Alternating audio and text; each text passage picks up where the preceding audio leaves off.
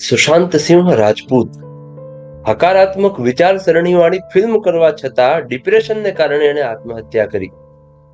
જાણીતા art director Nitin Chandrakant દેસાઈએ પોતાનું લગભગ 180 કરોડનું દેવું ચૂકવી ન શકવાને કારણે આત્મહત્યા કરી. લાખો લોકોના જીવ લેનાર ક્રૂર હિટલરે આખરે આત્મહત્યા કરી. સુંદર વિચારો આપનાર સાને ગુરુજી એમણે પણ આત્મહત્યા કરેલ.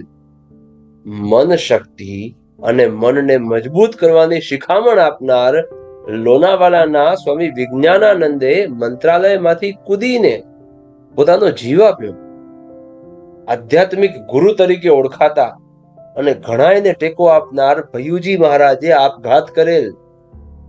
6-8 મહિના પહેલા શીતલ આમટે કરજગી, જેણે ડિપ્રેશન સામે કેવી રીતે લડવું તે શીખવ્યું, તેણે પણ પોતાનું જીવન સમાપ્ત કર્યું. નાગપુરના ઉચ્ચ શિક્ષિત સ્વર્ગસ્થ કુલપતિના પત્ની અને રાષ્ટ્રસંત તુકડોજી મહારાજ નાગપુર યુનિવર્સિટીના કેમેસ્ટ્રી વિભાગના વડા ડોક્ટર જ્યોત્સના મેશરામે ડિપ્રેશનના કારણે 9મા માળેથી કૂદીને આત્મહત્યા કરી હતી. આ ઉદાહરણોમાંથી આપણે શું શીખવું જોઈએ? પાણીમાં સ્વિમિંગ કરતું બતક ઉપરથી શાંત લાગે, પરંતુ તેના પગ પાણીની નીચે સતત ઝડપભેર ચાલતા હોય છે. તે ફક્ત તે જ જાણે છે. આ રીતે બતક શાંતિથી સ્વિમિંગ કરી રહ્યો છે તેવો ડોળ કરી તે પોતાની જાતને તેમજ અન્યને છેતરતો હોય છે. માણસ ઉપરથી દેખાય તેટલો મજબૂત નથી હોતો. તેના મનમાં કોઈ અલગ જ લાગણી હોઈ શકે છે જે આપણા સુધી નથી પહોંચી રહી, અથવા તે ખુશખુશાલ અને ખુશ ચહેરા પાછળ છુપાવવાનો પ્રયાસ કરી રહ્યો છે. અને આખરે શું? બહારથી સુંદર દેખાતા તાજમહેલ નીચે એક કબર છે તે કોઈ જાણી શકતું નથી. ભૈયુજી મહારાજની આત્મહત્યા બાદ એબીપી माझा ચેનલે ચર્ચા કરી હતી. તેમાં બોલતા ભૈયુજી મહારાજના મિત્ર શ્રી અશોક વાનખેડે માનવ સ્વભાવનું ખૂબ જ સારું પાસું કહ્યું. ભૈયુજી મહારાજ પોતે આધ્યાત્મિક ગુરુ ખરા પણ હતા, પરંતુ તેમની પાસે તેમના મનમાં રહેલા તણાવને બહાર કાઢવા માટે કોઈ આઉટલેટ નહોતું.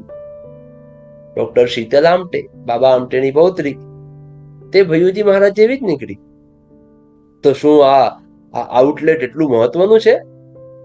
હા, જો કરોડો રૂપિયા ખર્ચીને પાણી માટે વિશાળ ડેમ બાંધવામાં આવે અને ધારો કે તેને આઉટલેટ ન આપવામાં આવે તો શું થશે?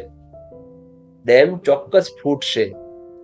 માનવ શરીર એ વિવિધ 5 તત્વોથી બનેલું ડેમ છે. જો આ શરીરમાં વધુ પડતી સમસ્યા ઉદ્ભવતા ભૌતિક બંધ તૂટી જશે. મુંબઈ કેમ પડી ભાંગી રહ્યું છે? કારણ કે પર્યાપ્ત આઉટલેટ્સ રહ્યા નથી. શહેર શું કે શરીર, બધાને સરખો નિયમ લાગુ પડે છે. તેથી તમારું આઉટલેટ હંમેશા ખુલ્લું રાખો. તમારા પ્રશ્નોને વ્યક્ત કરો. આઉટલેટનો ઉપયોગ કરીને તમારી સમસ્યાઓ તમારા લોકો સમક્ષ વ્યક્ત કરો.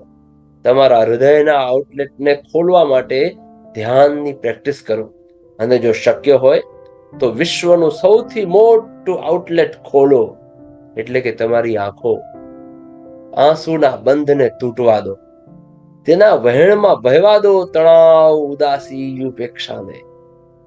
પંખા પર લટકીને કે માથા પર પિસ્તોલની ગોળી મારવી એ કંઈ ઉકેલ નથી, પણ તે પરિવારના અન્ય સભ્યો માટે મુશ્કેલી નોતરે છે. એટલે જ મિત્ર નામના ખભાનો સહારો લો. તમારા મનને મુક્ત કરો. કુટુંબ અને મિત્રોનો શ્રેષ્ઠ આઉટલેટ તરીકે ઉપયોગ કરો. હસો, બોલો, રડો, રડાવો, ટેન્શનથી મુક્ત બનો. કાળજી રાખજો. જ્યાં સુધી કોઈ તમારી સાથે છે ત્યાં સુધી મિસ યુ ના બદલે વિથ યુ કહો. સ્નેહને સજીવન રાખવા સ્વાર્થને છોડો. અન્યમાં વિશ્વાસ ઉભો કરો. મનને નિરાતે જીવો. બધા મિત્રોને સમર્પિત. કેવી લાગી તમને આ વાત?